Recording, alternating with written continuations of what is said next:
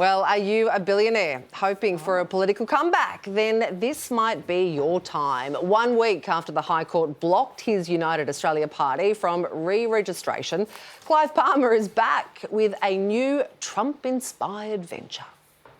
We want to reinvigorate. What's that mean? Reinvigorate the political debate in this country. Australia's most press conferencey mining magnate is back with a new political party. Trumpet of Patriots. One whose name is obviously intended to reference a famously autocratic monarch, Peter the Great, Emperor of Russia. Oh, hang on. I just clocked the first bit. It's the Trumpet of Patriots. It's the Trumpet. Okay, I get it. Trumpet of Patriots will put Australians first and make Australia great again.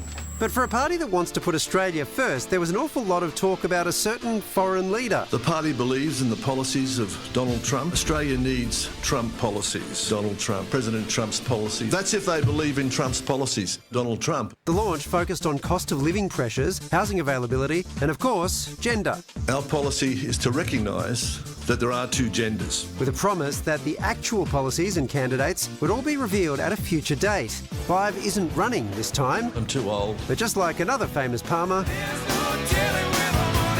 he just wants to know where the money went. Our biggest policy is to cut government waste, much as Elon Musk is doing in the United States. The man who spent more than 100 million of his own coin at the last election, willing to spend as much as it takes. I'm more than happy to spend my funds defending the right of free speech, and whatever's required to be spent, it'll be spent. People are entitled to run, but it's a distortion of democracy when you have an individual spending $100 million on a campaign. So will voters like the tune Trumpet is playing, or consider it all full of wind? Do they want to vote for the Trumpet of Patriots? Of course they do, especially the trumpet part.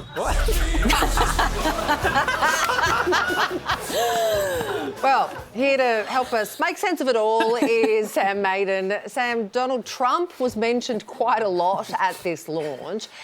Is Clive onto something here? Is he tapping into what Australians want? Do we want, to vote for a local MAGA franchise?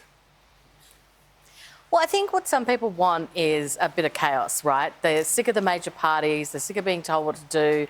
And I think there is a vein of voters that likes a little bit of disruption, if you like. Now, it was always thus. I mean, some people vote for the legalised marijuana party, some people vote for the animal justice party, and some people vote for the I'm going to piss $100 million up against the wall billionaire party. Sam, Clive Palmer didn't have a lot of luck with Titanic 2, Palmersaurus, his version of Facebook.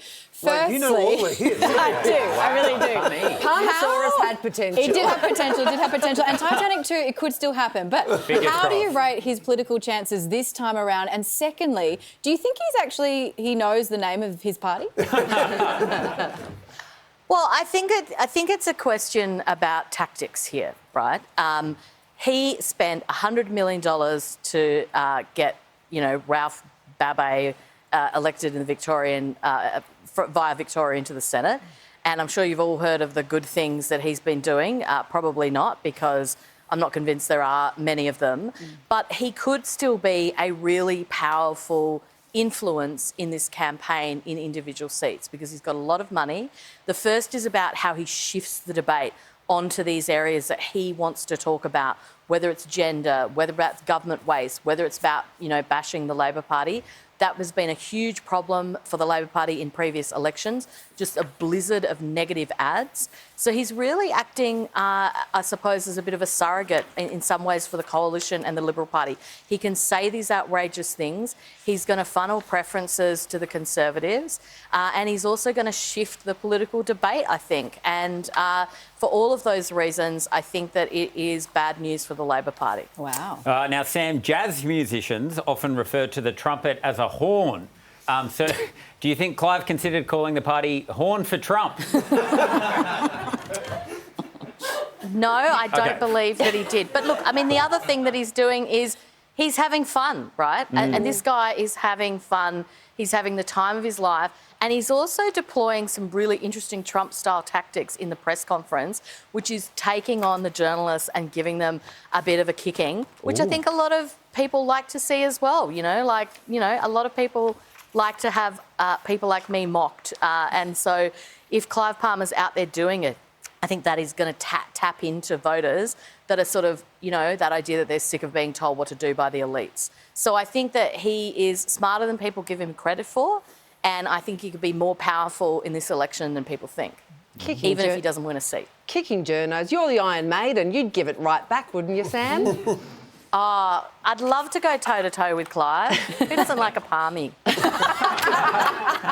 Sam, love your work. Thanks for your time. Thank you.